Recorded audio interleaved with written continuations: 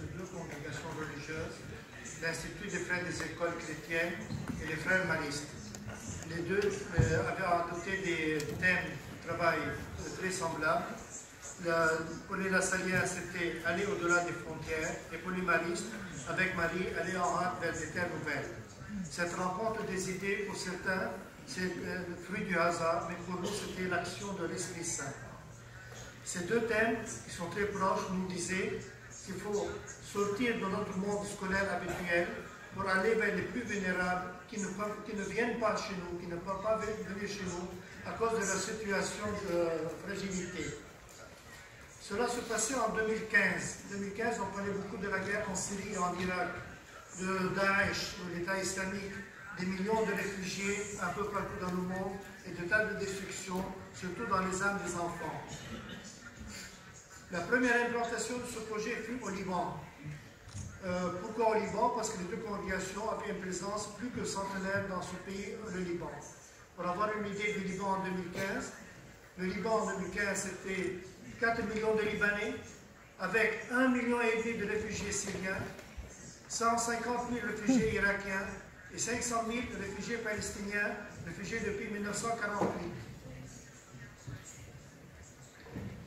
Si pour les Palestiniens, l'UNRWA des Nations Unies avait déjà créé son système scolaire pour scolariser les Palestiniens, pour les Syriens et les Irakiens, c'était très difficile. Les statistiques disent qu'il y a 450 000 enfants syriens, dont seulement 250 000 sont scolarisés. Le système scolaire libanais ne pouvait pas englober 450 000 enfants d'un coup. Le gouvernement libanais, le ministère de l'Éducation, a fait dans les écoles publiques deux systèmes. Le matin, c'est pour les Libanais, l'après-midi pour les Syriens, avec un programme spécial. C'est pour répondre aux besoins éducatifs de ces réfugiés que naît le projet Fratelli. Le projet Fratelli, c'est quoi? Le projet Fratelli, c'est d'abord une communauté mixte dans tous les sens du terme. Il y a deux frères lassaliens, un Mexicain et un Tchadien, deux frères religieux, donc maristes espagnols, et des volontaires qui viennent d'un peu partout dans le monde, garçons et filles, qui viennent d'Allemagne, de France, d'Espagne, du Mexique, de Bolivie, du Brésil et même des Philippines. Et ils vivent tous ensemble dans la même communauté. C'est aussi une association de droit libanais, dont je suis le président, qui donne la couverture juridique à toutes les actions que nous avons. C'est aussi un conseil international. C'est aussi un conseil international formé à Rome qui comporte deux frères, le vicaire général lassalien et un autre frère, le conseiller général, le vicaire général mariste et un autre conseiller général. Pour l'organisation, c'est les maristes, par l'intermédiaire de FSMI, s'occupent de l'organisation du volontariat, tandis que les lassaliens, par l'organisation Solidarité Internationale, s'occupent de la collecte des fonds et l'en font dans les différents ONG qu'ils peuvent trouver. Depuis 2016, nous avons maintenant deux centres. Le Rmeili, qui est à 37 ou 40 km au sud de Beyrouth, près de l'ancienne ville de Sidon, dont on parle dans la Bible, qui accueille entre 700 et 800 enfants. Ce sont les locaux d'une école mariste qui a été fermée en 1985 à cause de la guerre et que les maristes n'ont toujours pas ouvert.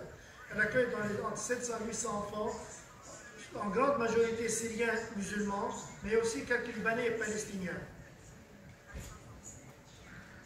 Un autre centre, c'est à Bouch Hamoud, dans la banlieue est de Beyrouth, dans les locaux de la Société Saint-Vincent de Paul et de l'école Saint-Vincent de Paul, sur les mêmes locaux, le même bâtiment.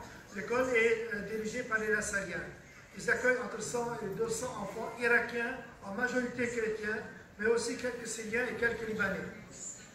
Avant de vous parler des activités que nous avons, je voudrais quand même dire qu'au début, il nous a fallu vaincre beaucoup de résistance, même en nous, même en moi, pour les Libanais, surtout envers les Syriens. Il ne faut pas oublier que l'armée syrienne est restée présente au Liban de 1975 à 2005. 30 ans d'occupation, avec tout ce que cela amène. Pas une famille au Liban qui n'ait souffert de cette présence syrienne pendant 30 ans, soit des morts, des enlèvements, des destructions, des personnes disparues jusqu'à maintenant, on ne sait pas où est-ce qu'elles sont, la mainmise sur les richesses du pays et sur sa politique. N'accuse-t-on d'ailleurs pas jusqu'à maintenant le régime syrien d'avoir assassiné l'ancien Premier ministre très populaire, M. Rafik Hariri. Mais notre réaction, donc la première réaction pour nous, c'était tant mieux pour eux.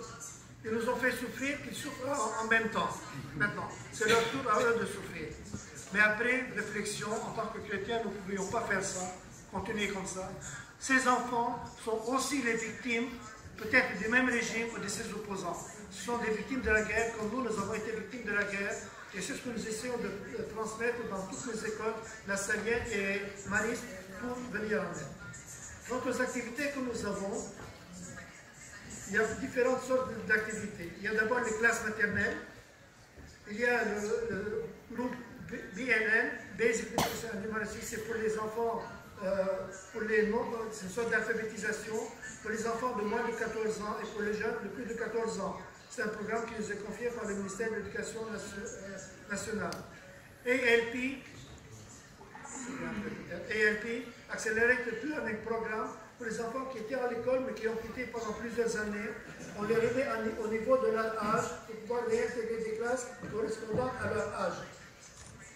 Il y a le soutien scolaire, aux devoirs et aux leçons pour les enfants déjà scolarisés, donc, mais qui, dans les abris où ils sont, dans les temps où ils vivent, n'ont pas le lieu adéquat pour faire leurs leçons. Il y a aussi l'anglais et l'informatique. On leur donne des cours d'anglais et d'informatique.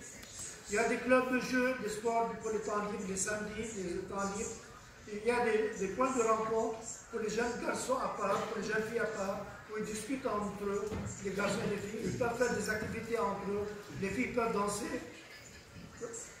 Il y a le Summer School, il y a la colonie de jour au mois d'été, et il y a des cours de couture pour les mamans. Et l'avenir, eh bien, nous continuerons tant qu'il y aura des enfants vulnérables vivant des situations de précarité et tant que l'Esprit Saint nous le demandera. Et pour finir, vous avez ici le projet, vous pouvez le retrouver sur les différents médias, sur Facebook, etc., avec l'adresse. Merci.